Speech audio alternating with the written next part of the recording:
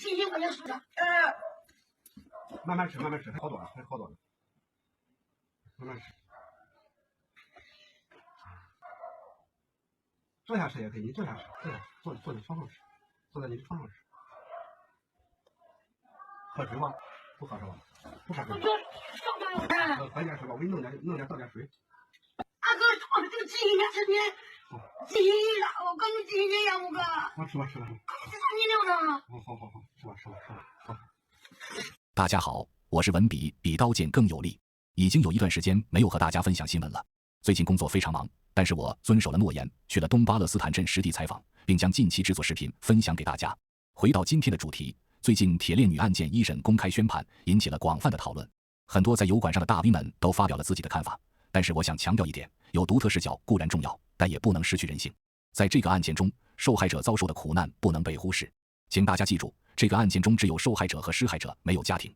在我的频道博客区，我分享我的观点，并且分享我所做的小型调查结果。多数观众都认为判决过轻，已经有很多文章和视频对丰县这个事件进行了分析。所以今天我打算用文学作品来探讨铁链女案件现实问题。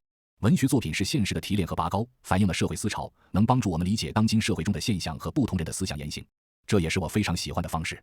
他山之石可以攻玉，对吧？今天就来说说在文学作品中出现的两个女人，她们和铁链女一样，被人拐走，也被人监禁过，也被人强奸过，也和强奸犯生育了孩子。但是这两个女人的结局却大不相同。第一个女人叫蝴蝶，是贾平凹老师在《菊花》里创造的一个虚构人物。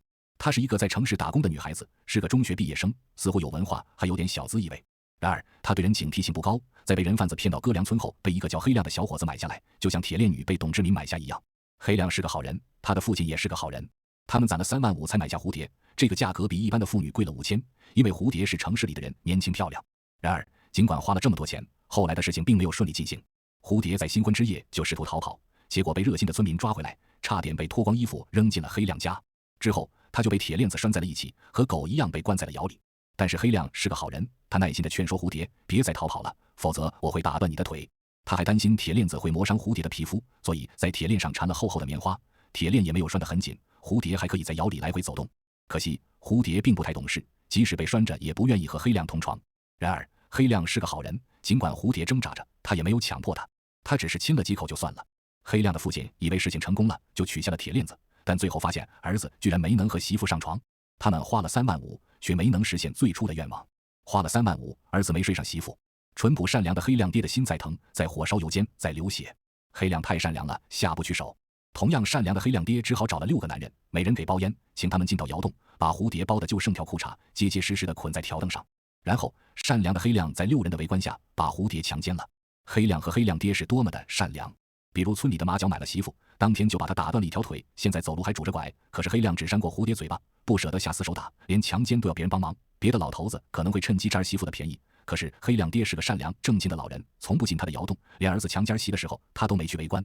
蝴蝶怀孕的时候，老人家觉得要生下带把的了，还给他炖了鸡。因此人心都是肉长的。慢慢的，蝴蝶发现了黑亮一家的淳朴善良。他摘下铁链子以后，在村子里自由活动，对村子也逐渐有了更全面的认知。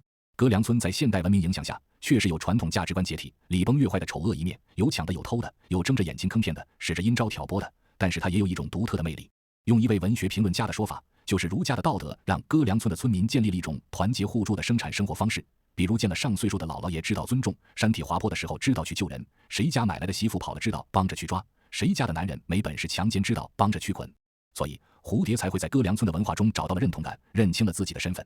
当然原有的心魔没那么容易消退，蝴蝶也有过思想斗争，最后还是姥姥爷帮了他的忙。姥姥爷是村里最德高望重的人，信奉仁义礼智信，非常善良也非常智慧。蝴蝶被拴狗链子的时候，姥姥爷没说话；蝴蝶被强奸的时候，姥姥爷也没说话。但是蝴蝶想不通的时候，姥姥爷说话了，一说还就很有哲理。啥事情看不透了，就拿看小事情来看大事情，天地再大都能归结到你一个人，再拿看大事情来看小事情，你又是天是地了吗？最后他说了，人都有自己的星，你有属于自己的2颗星。蝴蝶在他的指引下看到了2颗星，这些蝴蝶悟了，原来我是这个村子的人了，命里属于这村子的人，以后永远也属于这村子的人。当天晚上他第一次主动要求和黑亮上床，但是后来天有不测风云，他妈妈带着警察和记者到了村里，打破了他平静的幸福生活。他莫名其妙的被解救了，把他抢了回去，孩子没能抢回来，留在了黑亮家。和妈妈一起来，他莫名其妙的解救他的派出所所长和戴眼镜的记者是十足的坏蛋，非常讨人厌。他回到家以后，媒体记者没事就来采访，更是让人厌恶。蝴蝶再也找不到回他在村里姥姥爷指引下找到内心的平静了。最后，他毅然不辞而别，返回了歌良村去寻找内心的平静。结尾的时候，姥姥爷坐在磨盘上，慈祥地问他：“你能看到星星吗？”当听完贾老师的故事后，我们难道不应该有所觉醒吗？我们对善良淳朴的董志民的苛求太过分了。我们都应该像蝴蝶一样，找到内心的平静，让这个世界充满和平。王志安老师说的没错，法院的判决过于苛刻了，他们不了解当地情况，屈服于网络暴民的压力。我们怎么可以这样对待这些善良淳朴的农民呢？我们应该上诉，让贾老师为他们写诉状。我们肯定会胜诉。如果不想写诉状，只要把《菊花》这本书扔在法官和公诉人的面前，问题不就解决了吗？连蝴蝶都找到了内心的平静，为什么法官和公诉人不能呢？让我们一起为董志民和那些善良淳朴的农民发声。听到这里，你们是否感觉精神为之一振，为自己之前的浅薄认识而感到悔恨，也为没有好好像贾老师这样子用心领悟当代妇女的真正的想法而感到愧疚？如果有想法的，请在评论区留言。不过我相信到现在为止你们还未满足，我还要讲另一个女人的故事。这个故事来自于另一个文学作品。当然，相比贾平凹老师，这位作家实在太古板，太老古董，他的观点显然存在错误。今天我们必须要批判。这个文学作品就是400多年前吴承恩写的《西游记》，其中必然存在着大量的封建社会的糟粕，与这些生长在红旗下的人民作家如贾平凹老师思想境界显然有很大差距。现在让我们一起来批判他。我要讲的就是在大家耳熟能详的三打白骨精之后出现的百花羞公主，就是那个被黄袍怪掳走做老婆的公主。在《西游记》第31回猪八戒义释猴王，孙行者志降妖怪中，孙悟空去救公主，两人有如下对话。孙悟空笑道：“公主啊，为人生在天地之间，怎么便是得罪？”公主道：“我晓得。”孙悟空道：“你女流家晓得什么？”公主道：“我自幼在宫，曾受父母教训，记得古书云：五行之数3000，而罪莫大于不孝。”孙悟空道：“你正是个不孝之人。盖父牺牲我，母牺居我，哀哀父母，生我劬劳，不孝者，百行之源，万善之本，却怎么将身陪伴妖精，更不思念父母，非得不孝之罪，如何？”公主闻此正言，半晌家耳红面赤，惭愧无地，忽失口道：“长老之言最善，我岂不思念父母？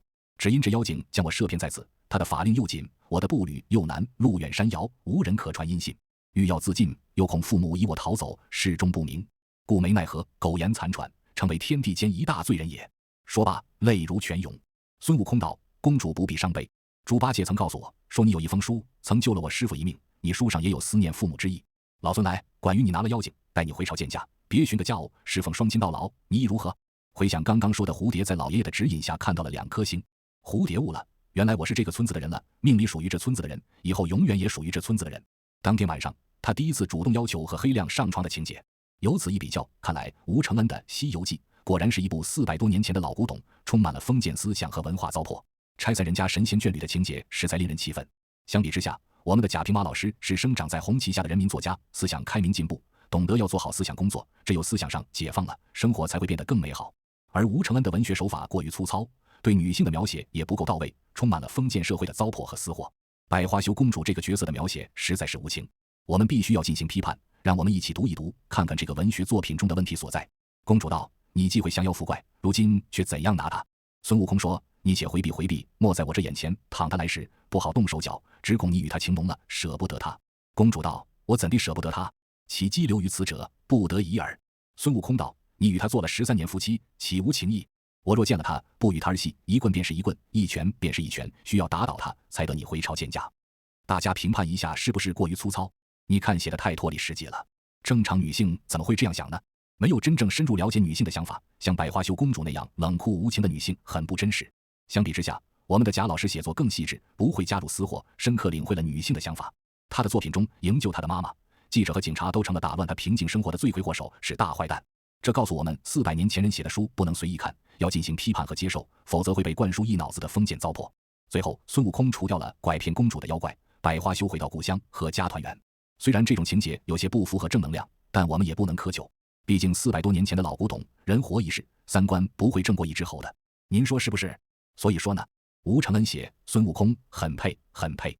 然后呢，我们的贾老师写蝴蝶也很配，很配现在这个时代。大家听懂了吗？欢迎你留言分享你的想法。最后给大家念一句诗：今日欢呼孙大圣，只缘妖物又重来。好的，谢谢您的关注。如果有想法，请留言。我们下次再见。被打，他应该放出来。他应该被批评教育、被监督、被辅导、被帮助，把这个家维持住。慢慢的让铁链女，让精神病患者，他可能一辈子都好不了，一辈子都好不了。你们想过吗？精神病不是说马上就好的，可能一辈子都好不了。那么怎么能维持？那只有董志民还有这个8个孩子跟铁链女有血缘关系，那应该好好的维持。难道我说的不对吗？董志民这样的家庭，我认为政府只有权利去帮助他们，没有权利惩罚他们。买枪和卖枪是不是一样的法定刑？出售假币和购买假币是不是一样的法定刑？受贿跟行贿其实也差不多，因为受贿的最高刑是死刑，行贿的最高刑是无期徒刑。但是为什么包括买鹦鹉和卖鹦鹉法定刑也是一样的，因为叫做买卖嘛。那么在这种情况下，那为什么买人的刑罚和卖人的刑罚差得那么远呢？这最关键的原因是什么？这最关键的原因是中国很多地方从古至今都有买人的习俗。各位理解我的意思没有？法律虽然不能激进的改变社会现实，但是法律一定要有所作为。我们说法律要倾听民意的表达，但要超越民意的偏见。所以在这个情况下，法律是不是应该有所作为？所以我一直认为，收买和法定刑要提升，至少要提到多少年？高刑要提到无期徒刑，因为要真正的打击拐卖，一定要遏制什么？买人啊！你如果不打击买人，那打击拐卖没有什么太大意义。那有人他代表曾经提出要把拐卖的法定刑一律提升为死刑，那我个人觉得可能这个要太猛了。因为你想一想，如果拐卖一律提升到死刑，那以后大家拐还会不会在乎被害妇女的安危？不会。所以如果真正要提升的话，应该是哪个刑罚要提升？收买要提升。你怎么着不能3年以下？你保一个3到10年，对吧？如果有加重情节，处10年以上，最高刑到无期徒刑。那这个可能才能真正的遏制这类犯罪啊！因为现在买人确实处罚得轻啊，确实处罚得轻。